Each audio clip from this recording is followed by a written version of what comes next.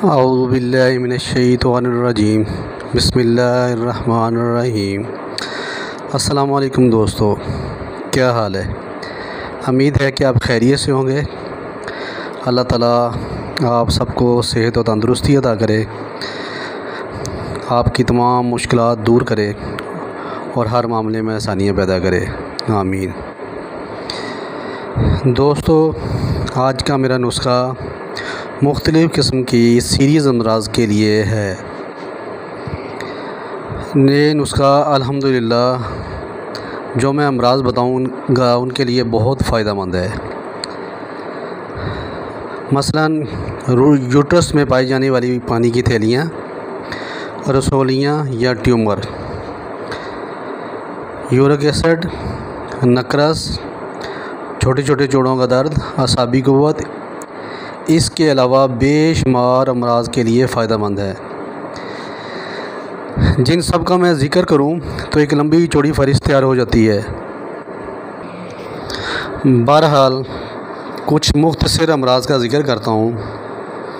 मसलन यूट्रस में पाई जाने वाली पानी की थैलियाँ, रसोलियाँ या ट्यूमर, ये मर्ज़ आम तौर पर हर उम्र की औरत में देखी गई है, चाहे वो बच्ची हो, नौजवान हो या बूढ़ी औरत हो। 15 से 20 साल की उम्र की बच्चियों में भी ये मर्ज़ पाई जाती है, लेकिन ज़्यादातर 20 से 40 साल की औरतों में अक्सर ये मर्ज़ ज़्यादा पाई जाती है। 45 या 50 साल की उम्र की औरतों में ये मर्ज़ ख़तरनाक कंडीशन की सूरत में पाई गई है। इसकी वजह से जो औरतों में अमराज होती हैं उनका मैं ज़िक्र करता हूँ कि उनमें मेंसेस की रुकावट, पेशाब की रुकावट, नलों में दर्द, अंदरूनी सोजश, वरम और अंदरूनी इन्फेक्शन जैसी अलामत पाई जाती हैं। इस मर्ज़ के अलावा ये नुस्खा जिन अमराज के लिए काम करता है उनका एक मरतबा फिर ज़िक्र कर रहा हूँ।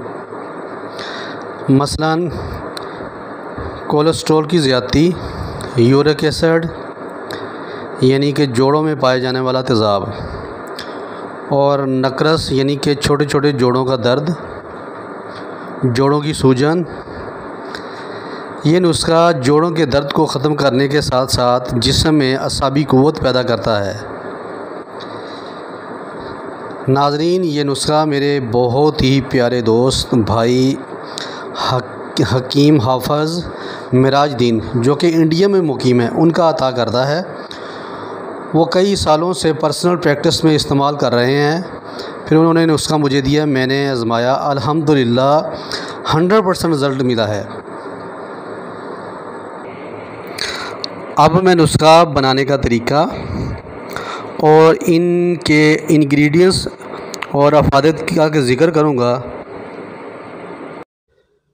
इस नुस्खा में इस्तेमाल होने वाले अज्जा ये हैं। ये सबसे पहले आपके सामने है अश्वगंधा गोरी, यह है 200 ग्राम। इसके बाद है ये सफ़ूफ़ मलट्ठी, यानी कि मलट्ठी का सफ़ूफ़ बनाया गया है, ये भी 200 ग्राम। इसके बाद है काला नमक, ये नमक का पाउडर किया गया है, ठीक है, ये 100 ग्राम। इसके बाद है हड़ताल वर्किया, ये आपके सामने हड़ताल वर्किया है, ये 10 ग्राम है। एक मरतबा दोबारा मैं इन अज्जा का ज़िक्र कर रहा हूँ। अश्वगंधा गोरी 200 ग्राम, मलट्ठी का सफ़ूफ़, आप मलट्ठी का सफ़ूफ़ भी ले सकते हैं और मलट्ठी भी कंप्लीट ले सकते हैं। तो ये आपके सामने 200 ग्राम। काला नमक 100 ग्राम, हड़ताल वर्किया 10 ग्राम। तो नाज़रीन, इसे बनाने का तरीका नहायत ही आसान है, लेकिन इस पे थोड़ी मेहनत दरकार होती है। ये आपके सामने 3 अज्जा हैं: अश्वगंध, सफ़ूफ़ मलट्ठी और काला नमक। इन तीनों अज्जों को आपने कूट पीस कर बारीक पाउडर कर लेना है और इसे कपड़ छान कर लेना है, ये कि बारीक मलमल के कपड़े में छान लेना है। और इसके साथ है ये हड़ताल वर्किया, इसे आपने खल में डालकर इसे कम से कम 1.5 से 2 घंटे खल करना है। ठीक है, खल करना है ताकि खल करने का अच्छी तरह खल करना है, ताकि खल करने का मकसद ये है कि इसकी चमक ख़त्म हो जाए और इसके सीमी असरात ख़त्म हो जाए। फिर चारों अज्जा के पाउडर को मिलाकर आपने 4 से 5 घंटे खल करना है, अच्छी तरह खल करना है ताकि ये दवाई यकजन हो जाए और बिल्कुल बारीक सफ़ूफ यानी कि पाउडर बन जाए। ये आपके सामने हमने ये 3 अज्जा असगंध, सफ़ूफ मलठी और नमक का बारीक सफ़ूफ कर लिया है। इसके साथ ही ये हड़ताल वर्किया को 3 घंटे मुसलसल खल किया है। आप इसे मुसलसल भी खल कर सकते हैं, इसके अलावा आप आधा घंटा घंटे के हिसाब से भी खल कर सकते हैं। अब ये मैं दोनों को मिक्स कर रहा हूँ। तो मिक्स करने के बाद इसे कम से कम 5-6 घंटे खल करना है। ये चाहे आप मुसलसल खल कर लें या इसे आप डेली की बुनियाद पर 1 घंटा आधा घंटा दें, इस हिसाब से खल कर लें। कम से कम 6 घंटे से आप खल करें तो उसके बाद ये मेडिसिन तैयार हो जाएगी। अब इसे आपने 6 घंटे खल करना है। ठीक है, फिर आपको बता रहा हूँ, अगर एक ही दिन में आपके पास टाइम हो तो एक दिन में कर लें या इसे वक्फे करते हैं, चाहे दिन में आधा घंटा करें या 1 घंटा खल करें, तो इसे आपने खल करते रहना है। कम से कम 6 घंटे खल करना है और जब 6 घंटे कम से कम पूरे हो जाएं तो इसे आपने 500 मिलीग्राम के कैप्सूलों में भर लेना है।